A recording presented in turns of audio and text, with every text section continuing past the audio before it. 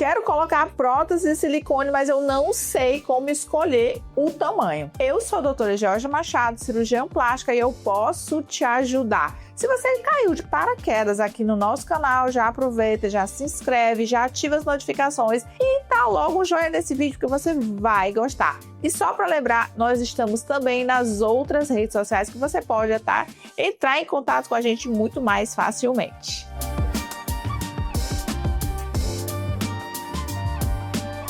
A escolha do tamanho da prótese, ela envolve vários aspectos que vão muito além da estética. Elas estão relacionados com aspectos médicos, anatômicos, expectativa do paciente. Então vamos lá para os principais. Os objetivos e as expectativas de cada paciente. Por exemplo, tem paciente que gosta de aspectos mais naturais, que quer aquela mama com colo menos projetado, mas também tem aquelas pessoas que já chegam pedindo: eu quero aquele peito bola, eu quero que as pessoas realmente vejam que eu coloquei silicone, que saibam que eu tenho prótese.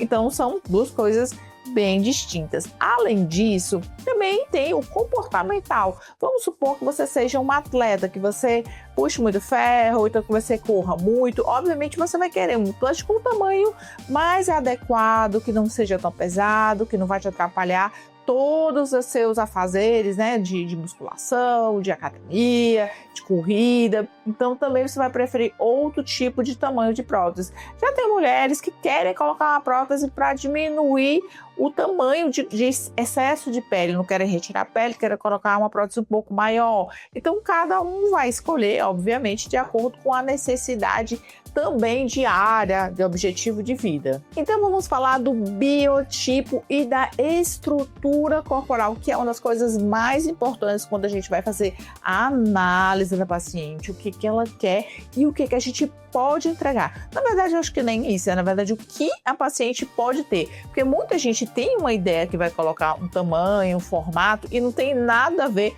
porque o organismo não comporta, porque o tipo de tórax não vai permitir, não vai ficar legal, e cabe a nós orientar em relação a isso. Por exemplo, mulheres maiores hoje, ou que tenham implantação na prótese muito baixa, talvez elas precisem de um silicone com um pouco maior de altura, né? No caso, a base, ou traduzindo, o próprio volume, porque elas vão querer que essa prótese fique mais próxima do limite superior do peito, ou aqui, ó, como você imaginar, é a prega axilar. Isso aqui é o limite da mão, porque passando disso, gente, você vai ter que fazer assim, ó. Se fizer assim, já pega na prótese. Então não é bem assim muito elegante, vamos dizer. Então o limite superior da prótese seria aqui a prega axilar. Então você pode fazer até esse teste na frente do espelho, fazer um círculo e imaginar como o limite superior aqui é essa prega axilar quando você se olha de frente. A largura do tórax também interfere sobremaneira em como você vai encaixar esse silicone. Imagina a pessoa bem larga, com o tórax bem redondo, você colocar, ela vai falar assim: ah, não, eu quero uma prótese bem natural, e escolhe um tamanho bem pequeno. Essa prótese ela vai ficar perdida nesse tórax. Então, obviamente, não vai combinar. Você pode até ter ali um excesso de pele, você pode ter uma lateralidade dessa prótese, talvez não seja adequada. Então, a gente também vai falar: olha, não vai ficar tão legal, você vai ficar com essa prótese perdida no meio do tórax. Então, depende também do formato do tórax. Em relação ao formato, a gente também tem aqueles tórax que são mais retinhos. Quando você faz a análise e vê que um tórax, a gente chama tórax em mesa, você está deitado aqui, você percebe que o tórax é bem reto. Quando você colocar uma prótese, essa prótese vai ter uma tendência à manutenção do colo e também menos lateralidade. Se você tem um tórax mais redondo, gente, e esse é muito comum, eu acho que é 80% das mulheres, tem um tórax mais redondo, porque quanto mais redondo o tórax, que a gente chama de um pectus carinatum, que é um peito, né, que lembra pombo, né, aquele peito mais redondo. Então você vai ter essas próteses, essas areolas olhando para a lateral, né? Elas vão ser divergentes. Isso incomoda as mulheres e fazem também com que essas mamas elas tenham uma facilidade maior de cair e ficar com menos projeção. Então não é um prótese, não é um tipo de tórax legal, mas é a maioria da população brasileira. A quantidade de glândula que você tem. Uma coisa é você colocar uma prótese em uma pessoa que ou não tem mama, já nasceu com pouquíssima glândula, ou amamentou e essa glândula diminuiu. Uma coisa é a relação entre pele e glândula, tá?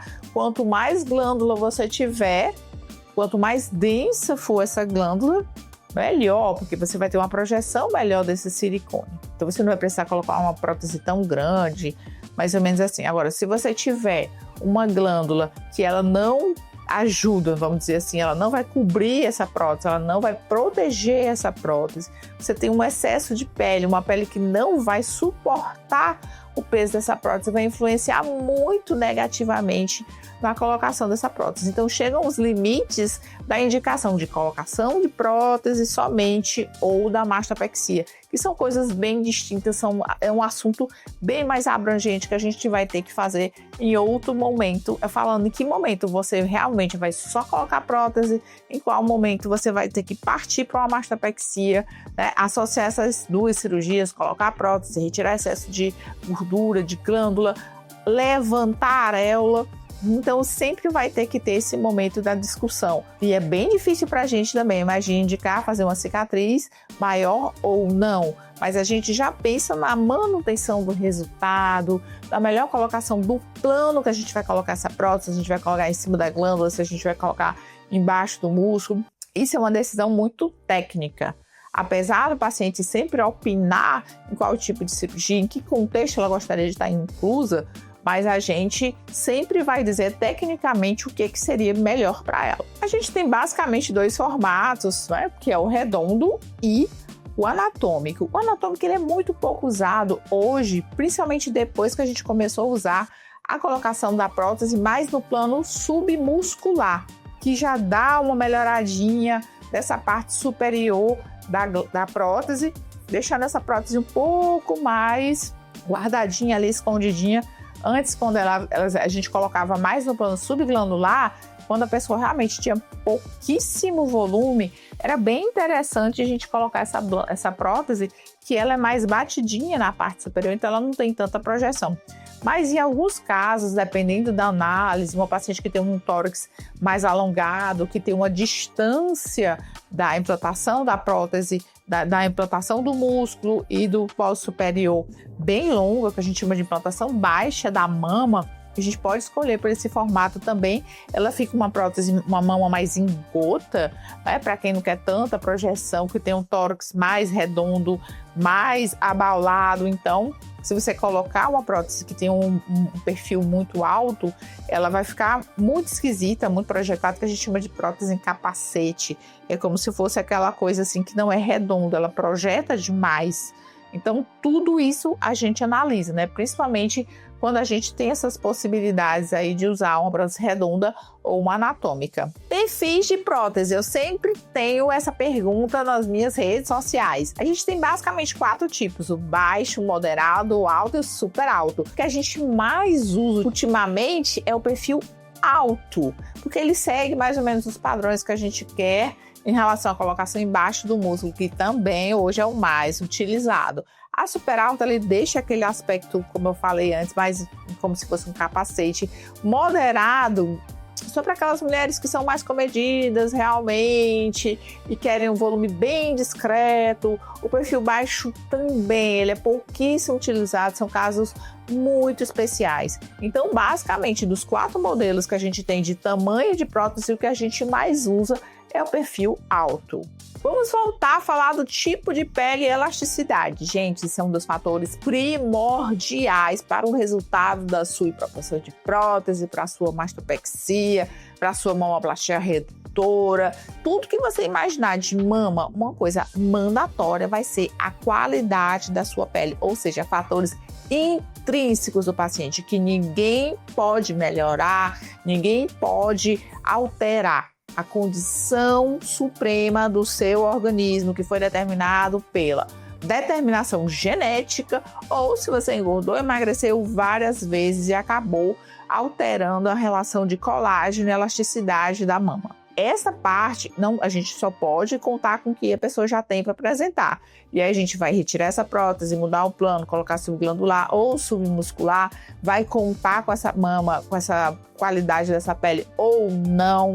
Já avisa para o paciente, olha, o pinte da sua pele, a elasticidade da sua pele, ela pode comprometer o resultado da sua cirurgia, porque tem mamas que a gente consegue montar só com a qualidade da pele. A pele é tão boa, tão espessa, tão elástica, que a mama, quando a pessoa está deitada, realmente não tem nada, mas quando ela está em pé, a mama forma porque ela tem uma pele que segura. Em compensação, tem peles que realmente são muito finas, tem presença de grande quantidade de estrias, então são peles mais frágeis que não suportam muito desaforo em relação a, por exemplo, deixar a prótese subglandular. A pessoa, geralmente, quando tem uma pele mais fina, tem também uma glândula pouco espessa, que não consegue esconder esse silicone. São pessoas que têm uma tendência maior a fazer contratura dessa prótese. Isso é um fato que não pode ser mudado. Então, mesmo a gente colocando submuscular, essas pessoas ainda evoluem com contratura.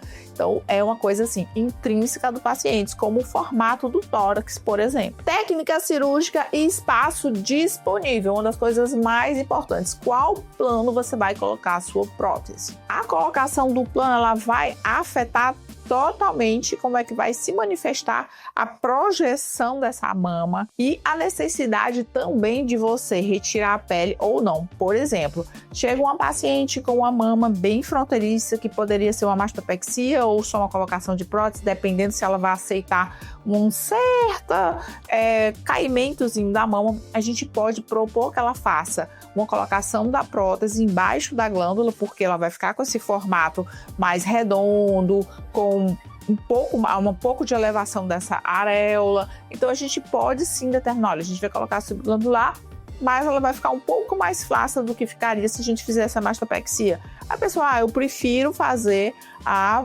colocação da prótese sem cicatrizes maiores, sem fazer uma mastopexia. Ou se você, nessa dada paciente, você resolve colocar embaixo do músculo, provavelmente você vai ter um aumento aí do excesso de pele que vai facilitar realmente que você faça, vai sugerir, indicar que você faça uma mastopexia, uma retirada dessa prótese em benefício de um bem maior, que seria uma durabilidade maior desse implante, porque ele está mais protegido embaixo do plano submuscular e supostamente uma manutenção também desse resultado aí por mais tempo. Possíveis impactos sobre a saúde após a colocação da prótese. Gente, isso é um parênteses assim, ó, desse tamanho. A gente poderia passar um dia inteiro falando de complicações ou intercorrências pós-cirúrgicas, certo? Mas é importante que cada pessoa que vai colocar a prótese realmente saiba que existe essa possibilidade. Eu acho que isso é fundamental. Existe até a possibilidade de você evoluir com linfoma de cápsula. Existe. Então, vamos lá. Ponto a ponto o que pode acontecer se você colocar uma prótese. Infecção é uma coisa pouco frequente, mas pode acontecer e seu castelinho de sonhos pode cair já nos primeiros dias de cirurgia, porque se você colocar uma prótese e evoluir com infecção, muito pouco provável você consiga manter essa prótese, que é a necessidade de retirada desse implante. A contratura capsular, tão famosa rejeição, também pode acontecer com 1 ano, 2 anos, 3 anos, 5 anos. Eu sempre costumo falar que a prótese é um carro sem seguro, ou seja, se você em algum momento dessa jornada, após a colocação da prótese, você tiver algum tipo de intercorrência, você provavelmente vai ter que intervir novamente, trocando ou fazendo algum outro tipo de ajuste por causa da prótese. Assimetrias mamárias sempre podem acontecer. As mamas, elas não são iguais, elas são muito diferentes. A caixa torácica é diferente, um é sempre mais alto, o lado esquerdo é mais alto, o lado direito é mais baixo. A gente quer que elas fiquem iguais, mas elas não são iguais, é muito, muito, muito difícil. Então, quando a gente coloca a prótese, como ela não tem parafuso, ela também não tem velcro, ela não tem alça, ela não tem obrigatoriedade de ficar onde a gente colocou. Às vezes até um tipo de movimento mais contínuo que essa pessoa faça, que ela sempre né, um movimento que seja ali o lado que é predominante pode interferir na altura desse silicone. Então, não fiquem assustados que caso tenham que fazer algum ajuste nessa altura dos implantes. Você pode também ter um impacto em relação a dores nas costas, caso você coloque uma prótese de silicone de um tamanho muito maior do que você poderia colocar. É bem mais difícil isso acontecer hoje. Eu sei que a cabeça das mulheres sempre acha que você vai colocar uma prótese que vai pesar, mas isso é bem difícil. Realmente a gente fica com os nossos colegas dos outros países que gostam de resolver a flacidez da mama colocando próteses grandes. A amamentação é outro fator muito cotado, muito cogitado, muito perguntado, muito comentado sobre a possibilidade de não amamentar após a colocação da prótese. Isso é pouco provável,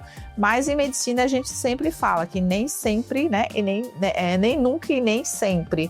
Pode acontecer, eventualmente, se você achatar muito esses ductos, um silicone que seja maior do que o necessário, alguma coisa desse tipo, pode, em um eventual, né, caso bem específico, bem pontual, pode atrapalhar, mas a grande maioria, não. Eu, pelo menos, nunca ouvi falar de um caso assim. Indicação do cirurgião plástico, a parte técnica, a parte tanto da experiência quanto da tecnologia. Hoje nós temos como avaliar melhor o tórax, muitas possibilidades em relação técnica existiram, muitos trabalhos científicos, muitas observações foram acrescentadas no nosso arsenal de técnicas, porque, gente, quando você tem uma técnica que tem, aliás, um problema que tem muitas técnicas para resolver, é porque nenhuma é 100% eficaz, senão só existia aquela forma de você fazer. Mas a mama é muito complexa, porque ela é volumétrica, porque são duas, uma do lado da outra.